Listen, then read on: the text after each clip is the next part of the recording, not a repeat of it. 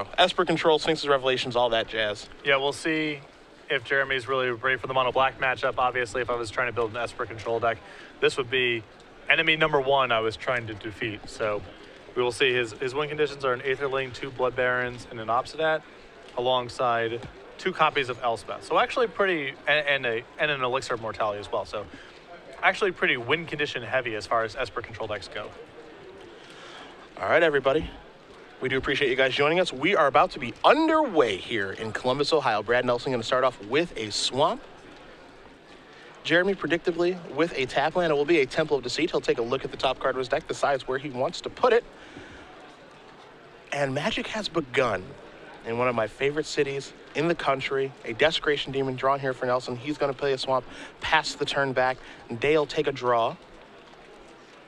And Day is obviously your control deck in this matchup. Nelson, you know, the mono black deck can play control in certain matchups, but you have to be the aggressor here. You have to pick a role. And Jeremy's deck obviously is going to play control better than Nelson's will. Nelson's going to try to land an Underworld Connections right away. And he does land that. So now it's kind of detention sphere time for Jeremy if he has one.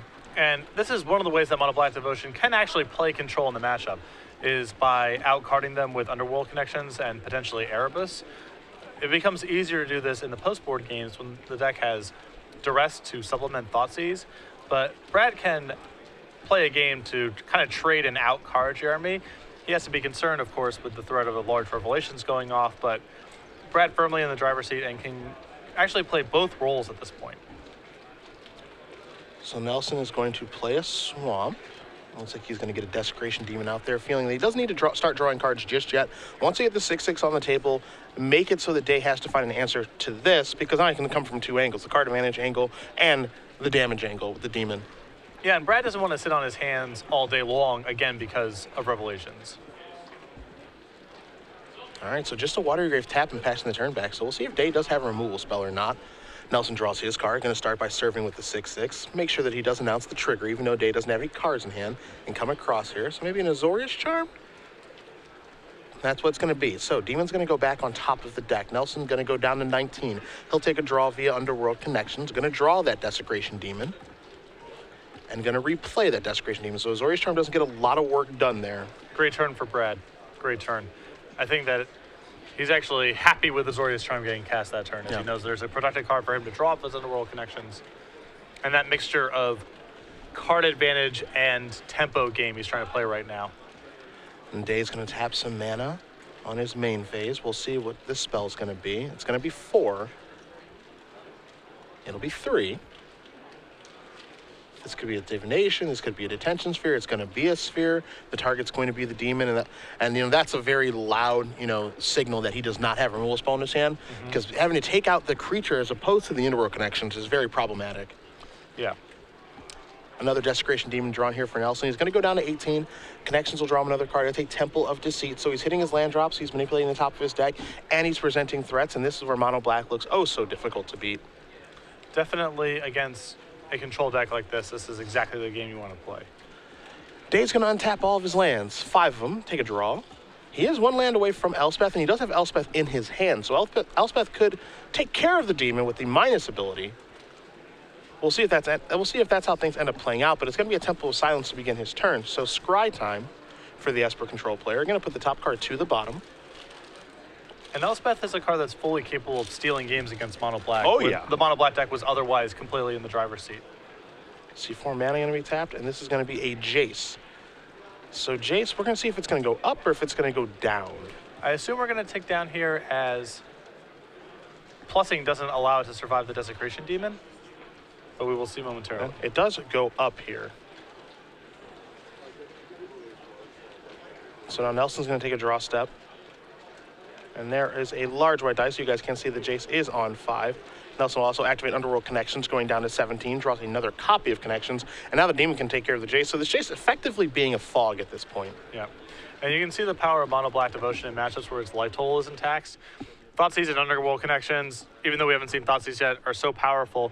One of the very few ways to blunt some of their power of those cards is to put the Mono Black deck under some duress, and the Esper deck just really can't do that. All right, so Nelson into the red zone. Bye-bye, Jace.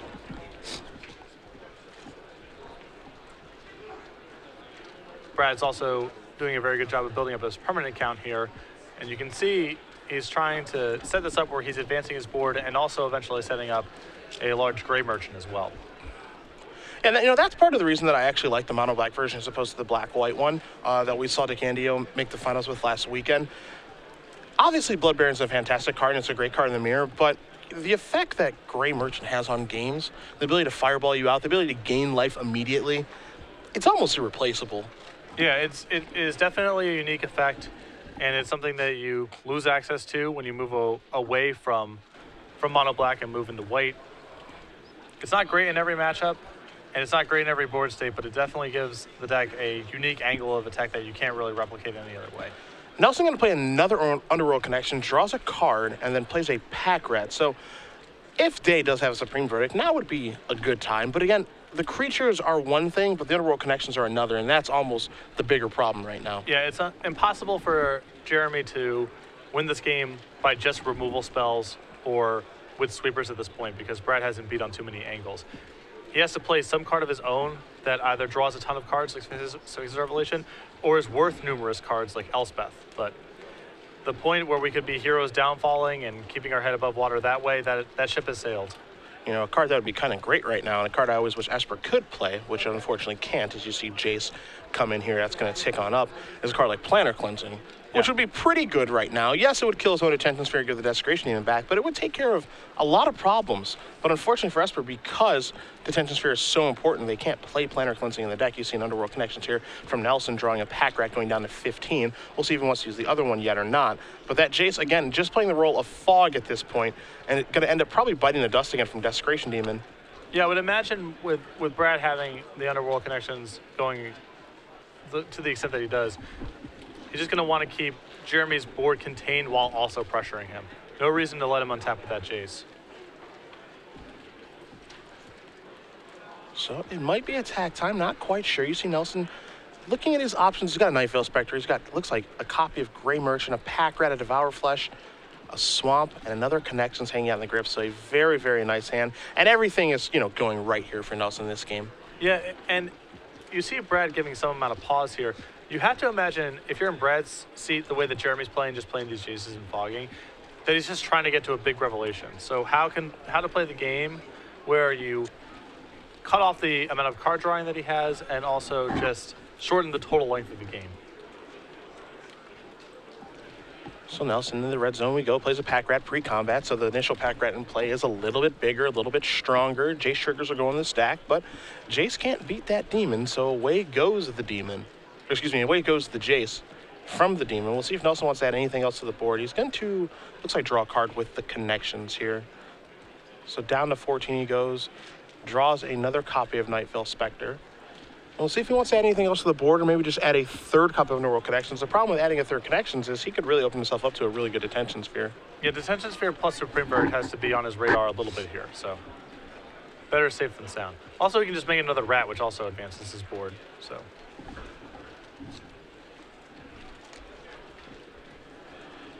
So let's see what Day's going to do. He taps 6 mana. All right, so there's going to be your Planeswalker, Elspeth Sun's champion. We saw this come off the top of the deck last weekend for DeCandio and steal him a game in the Orzhov Mirror. Not sure if Elspeth's going to be able to do it this go-around. Going to only make 3 tokens to get in front of pack rats.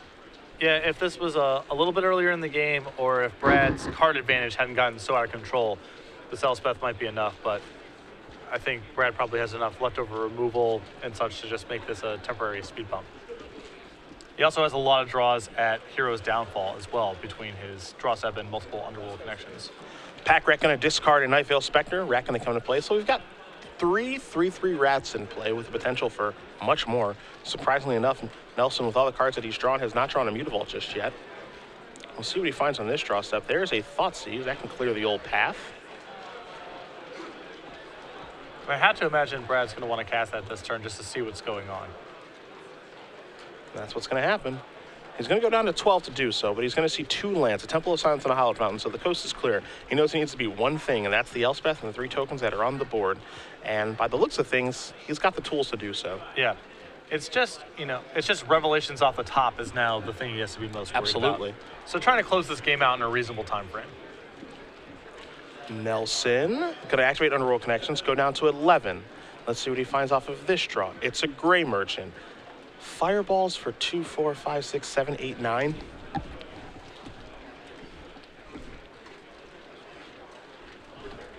Remember, those pack rat tokens do count.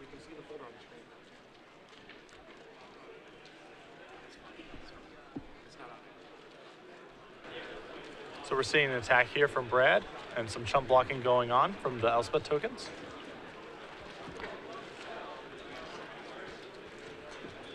And Brad's just going to make a couple rats here.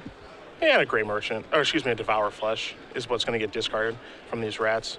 So a bunch of damage is going to come through. I think Elspeth is going to bite the dust. As will those soldier tokens. And Bastard back today, where, as you mentioned, you know, if he draws a Sphinx of Revelation is one of the things you need to fade. But at this point, I don't even think Revelation gets the job done. It has to be Wrath first, then Revelations, then we can start talking. Yeah. Not sure what the top card was there. I believe that was an Aetherling. Okay. Well, as good as that card is, it's not good enough in this particular situation if that's what he just drew. It's worth approximately 1 rat. Yeah. So yeah, this is 6 mana. And this looks like it might be Esper's Premier Finisher, but it is going to fall underneath an avalanche of rat tokens, as Nelson immediately says, that's fine. He's aware, again, Jeremy's hand, just the 2 lands, so... Going to play Hallowed Fountain untapped. Again, not something Nelson really cares about. His day is going to go down to 18. Nelson going to quickly untap. He'll take a draw step here, potentially more with those Underworld connections, but he does have Gray Merchants, 6, 7, 8. He has 8 lands in play right now, so he can't double Gray Merchant, but he can play 1 pre-combat, which will be a big-time fireball for 2, 4, 6, 7, 8, 9, 10. It's like 13. It's 2, a lot. 4, 6, 8, 9, 10, 11, 12. Yeah, 13. Puts day at 5 and attack here for lethal. Demon Trigger goes in the stack. If you like to sacrifice your Aetherling, you still die. And Brad says, you are dead, my friend. So he extends the hand, and we're moving on to game number 2 here between Day and Nelson, as Brad Nelson does win game number 1 with Mono Black Devotion. Yeah, and that was the basic game plan for Mono Black in the matchup. Besides not having a turn 1 Thoughtseize, Brad basically had all the tools that he wanted. He was able to stick an Underworld Connections early in the game and use that to never run out of cards and also find a ton of pressure.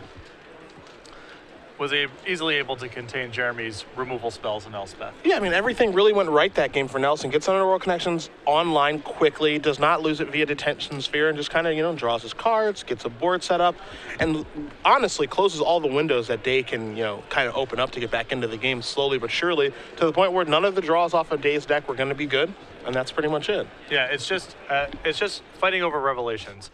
Once you have the card advantage engines going, it's just... Can you stop them from revelating for a lot? That's the only way they can match you pound for pound. And obviously he was able.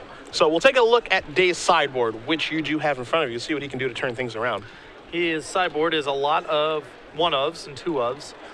You see, this is very common of Esper lists as they're trying to shave out their inefficient tools and bring in some better pinpoint answers. He has 2 Thoughtseizes and 2 Doomblades to go along with a Jace Memory Depth, a Syncopate, a Negate, a Hero's Downfall, a Gainsay, a Dissolve, a Devour Flesh, a Detention Sphere, a Blind Obedience, a Blood Baron, and a Pithing Needle. I expect Pithing Needle, Blood Baron, and the counter spells to come in. Okay. That's where I would go. Counters are pretty good against Mono Black. They play a lot on their main phase, not a lot of instants in the deck, and as long as you can keep them from getting to Underworld Connections or Erebus, you can trade 1 for 1 pretty happily. You just want to buy yourself time to get to a card like Elspeth or Sphinx's Revelation. Taking Nelson's sideboard over here, got 3 copies of Lifebane Zombie, 2 Doomblade, 2 Pharika's Cure, 2 copies of Erebos. We've seen Turtenwald with his 3 copies, but Nelson only has 2. He's got 3 Duresses and 3 copies of Dark Betrayal, obviously leaning towards the Mono Black Mirror. You're going to find Erebos coming in here. Lifebane Zombie could potentially come in as just another threat that is unblockable. Not to say that they will have a lot of blockers in play, but just another threat can't hurt. And then 3 copies of Duress. So potentially 8 cards coming in here. He's not going to want Doomblade, doesn't want Cure, doesn't want Dark Betrayal, but we could see him bringing 8 cards, board out some of this removal that he has in his main deck, streamline his deck, and just get to work from there. Yeah, the Mono Black deck, another big edge that this deck has is a really efficient, lean, powerful sideboard. I mean, we've seen Turtenwald and lists similar to this in the post-board games, and there's no fat here. Everything is high impact and very good. Yeah. I predict Nelson will just board out those removal spells in 3 Devour Flesh, 2 Freakish Cure, and Ultimate Price. Maybe trim down on the Hero's Downfalls, chop 2 of those, and you can board those 8 cards in and get to work. Yeah, I don't know how many Hero's Downfalls you want. I think the answer is greater than 0, because you're fighting over Planeswalkers. But you can easily draw too much removal. And the mono black deck doesn't have all the time in the world, because the threat of Elspeth and Revelations is so big.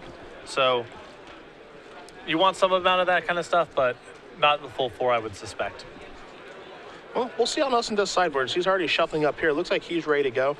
Day finishing shuffling as well. If you guys are just joining us, Cedric Phillips, Patrick Sullivan, StarCityGames.com Open Series here in Columbus, Ohio. We're in round 1 of 10 here in Standard. Don't forget, tomorrow we do have a Legacy tournament for you guys, but we'll be on Twitter all weekend long as we do go over new spoilers from Born of the Gods. We do talk about the players who are in attendance, take a look at our leaderboard and all the other fun things that come along with that at SCG Live, hashtag SCGCOL for your tweets all weekend long. Patrick and I will have access to social media, so do join in on the conversation as we make our way through this 10-round tournament. Look to crown a champion tomorrow morning, where we'll also be giving away premium. Do the same thing tomorrow before we head back to the West Coast, which, after being outside yesterday, is the best coast. I wouldn't mind. I'm also curious about Devour Flesh in this matchup. It's very easy, I think, to say, well, I cut all of these because, well, it's Devour Flesh against an Esper control deck. The only thing you really saw is Elspeth and Aetherling. Yeah. Devour Flesh, not very good against those. But do you leave yourself completely exposed to Blood Baron? Prefer not to. Do you leave 1 or 2 copies in your deck? Probably you don't want 3+.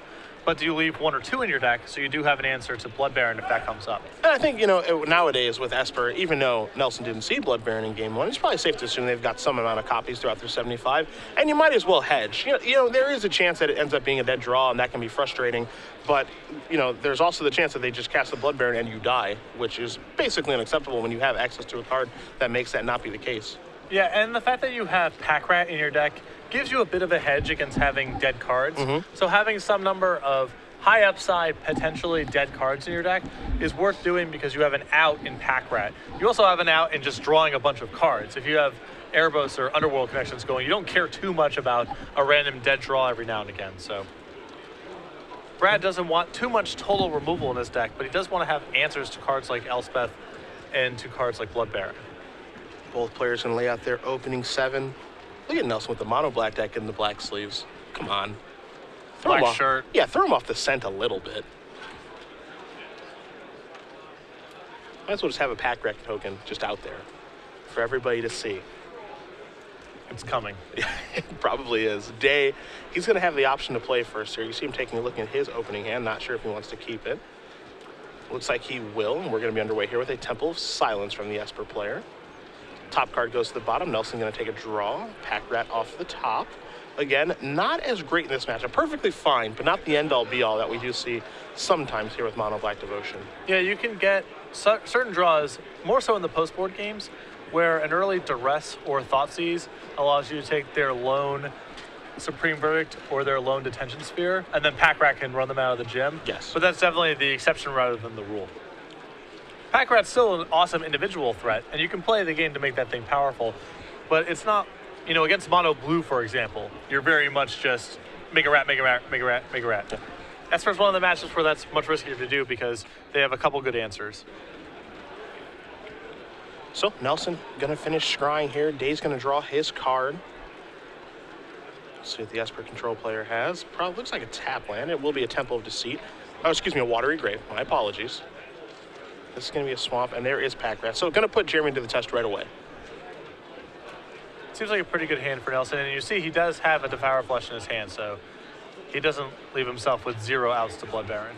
Azorius Guildgate's going to come into play for Day. Pass the turn back to Nelson. Nelson draws an Underworld connection, so his hand is only getting better with every draw step.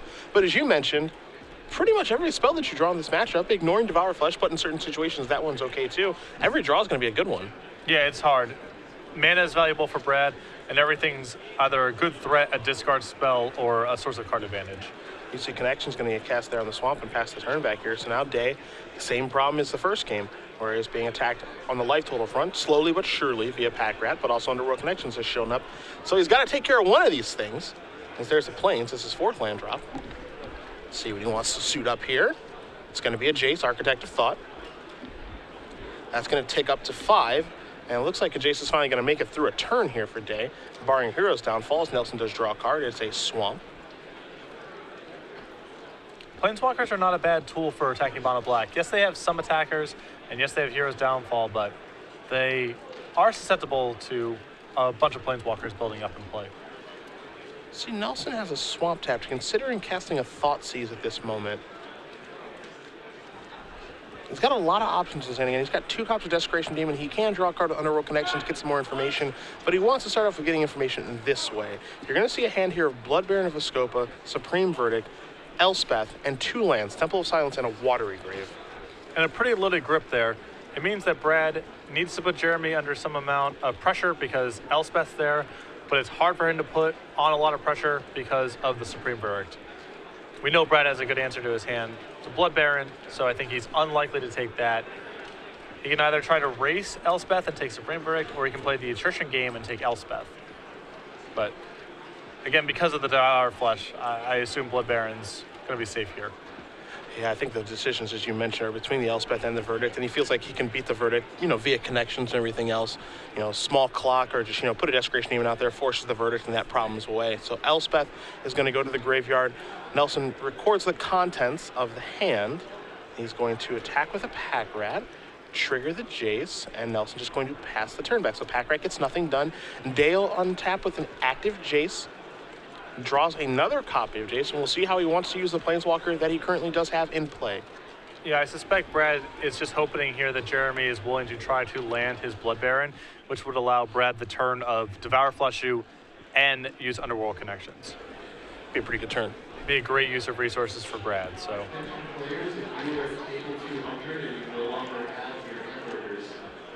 Jace is going down. So the top 3 cards are Detention Sphere, Hero's Downfall, and Doomblade. Now, Doomblade might seem like a weird one to have in after sideboard, but Mutavault does really cause a lot of headaches in this matchup. So there's certainly, a reason to leave that card in. Looks like Nelson is going to split these removal spells versus Detention Sphere. And I am also anti-bringing in Doomflesh in this, Doomblade rather in this matchup for exactly that reason. Almost everything Brad plays is black. Yeah. Having an answer in Mutavault is nice, but you can accomplish that with Pithy Needle, Elspeth. Jace is a fine answer. Gain a bunch of life with Revelation, stay out of range, things of that nature. Temple of Silence going to come in play here. See a scry happen. More importantly, we're going to see if that Detention Sphere is going to get cast this turn or not to take care of that Connections, because that, again, is a very problematic card from the mono black side of things. Top card going to go to the bottom from the scry. And will Day pull the trigger? It looks like the answer is yes. You can tell Jeremy didn't quite want to cast that Blood Baron, that maybe Brad's turn was just a little too suspicious, and that Jace found him something more productive to do. So, Underworld Connection is going to be taken care of. Looks like we're going to see Pack Rat make a token. Discard a Desecration Demon. Nelson could have drawn a card, chose not to. Takes a draw step here. Draws a Nightfell Spectre. Wants to get Jace off the table, which this attack will accomplish. Now he's going to play Erebos. And again, this is a difficult situation here for Day, where you take away 1 card advantage engine with the Sphere, but now there's another one out there with the Erebos, so your Spheres are kind of being overworked here. Yeah, if you try to play just a removal game, Brad can win that game with his card drawing, and if you probably try to play a card advantage game, Brad can win with his beatdown. So he's squeezing Jeremy from both angles, certainly. Now here's 4 mana. This is the Verdict to clear things up, which Nelson did know about from a prior Thoughtseize. So now that's out of the way. The Detention Sphere that he knew about is out of the way. And the only thing left that Nelson knows about in Day's hand is that Blood Baron, which he has an answer to in Devour Flesh. So a Life-Bane Zombie, I believe, with a draw step here for Nelson, and that's going to be a delight. Because that Blood Baron is going to go away, which he did know about. The only card that he cares about now is the Jace, and then there's the Water Grave. So Nelson knows the contents of the grip here for Day. I don't think he has a 5th land to play, because that would be too perfect. Because then he could activate Erebos too and leave Devour Flesh up. But Life-Bane Zombie was already pretty good, so he'll be content just casting the 3-1. Does have a clock on the table now. Pass the turn back to Day. Day will draw a card to go along with that Jace and that Water Grave. We'll see what he finds.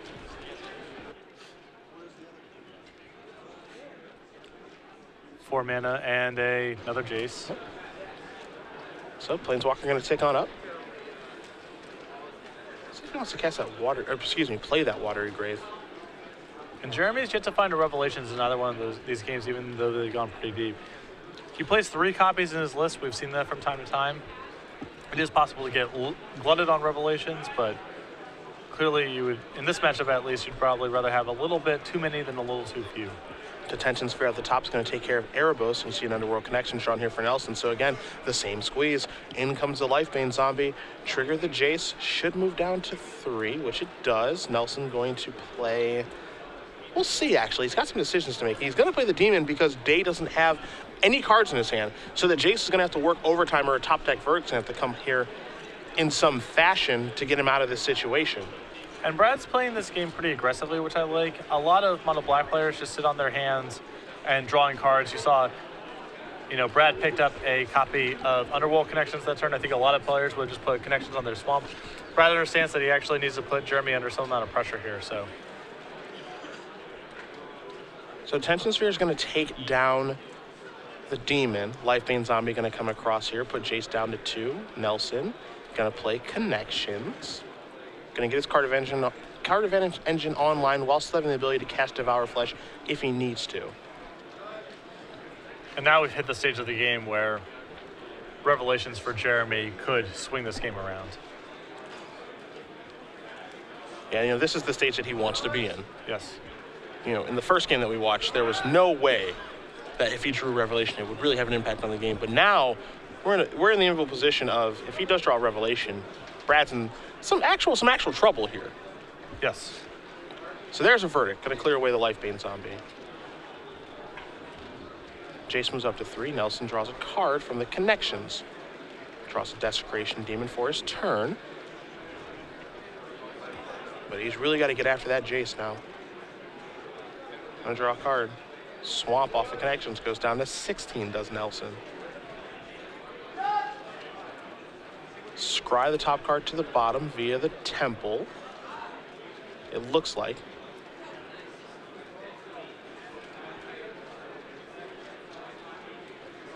Okay, he's gonna leave it on top. He's considering what he wants to do. Okay, so now he's gonna leave it on top. This looks like a Desecration Demon now. And it is, and passes the turn back. So the 6/6 presenting a threat yet again. And this Jace has been doing some good work here. I anticipate Jeremy's going to try to draw cards this turn with this Jace, now that the Demon is threatening to simply remove it.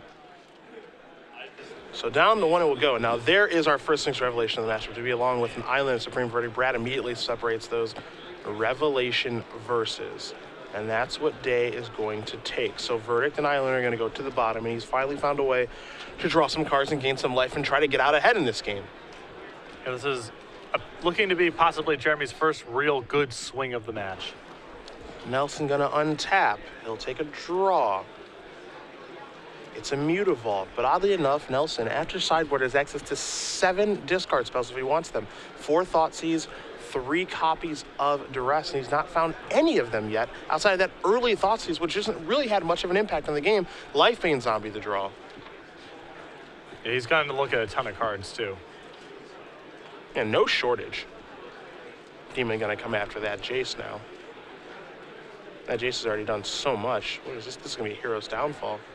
That's a dangerous play because if Nelson does draw a discard spell, that Revelation is gone. Yeah, that was very risky. Here's a Lifebane Zombie. Yep, there's the Rev. And so now here's a Nightveil Spectre and passing the turn back. And Brad's happy to overextend a little bit into a potential Supreme Verdict this turn for 2 reasons. One is he kind of just has to because, time is not on his side now because of this Revelation. And secondly, Jeremy's kind of committed to spending his entire turn revelating. So there's a window for him to advance his board some. If Jeremy draws Supreme Verdict, that's great, and if not, Brad's going to be happy to have as much pressure in play as possible. We also can't forget there was a Verdict that was just placed to the bottom of the deck. Doesn't mean that he can't draw one, but if you want, do the math, it's unlikely, especially after he's already cast one as well, that one could come rolling off the top. But I agree with you that he does have to play into it a little bit here, as Nelson's going to untap. He'll take a draw, see what he finds. It's a copy of Duress, finally, so he's going to lead off with this, which means that Day has to cast Revelation right now. And then Brad gets to probably take the best card that's left over after all this. So that Revelations was bad for Brad, certainly, but drawing a Duress here this is a good spot. Now, we want to see a Dissolve here. We are going to see a Dissolve. So still does not fire off the Revelation. So if Nelson's able to draw a discard spell with his Underworld connections. And the other critical thing here is every turn Jeremy spends doing this is another turn delayed of Revelating. Yes. So Brad's able to advance his board, deal damage, tax his Planeswalkers, all that. Jeremy needs to swallow up one bad turn here to get this Revelations off, and then the game probably becomes much easier from there. But so Duress does get countered. Scry resolves on Dissolve. Now you see Nelson, former Player of the Year, Invitational Champion, trying to figure out what he wants to do on this turn. You see the Devour Flesh in the Swamp, hasn't drawn a card yet with Underworld connections, but it looks like he wants to. Also keep in mind that Brad has 2 black-blue dual lands in play. Mm-hmm. So there are counter spells he can actually flip over this Night Veil Spectre to lock out the Sphinx's Revelation in Jeremy's hand. If a negate or a dissolve or something like that flips over, this is potentially really bad for Jeremy.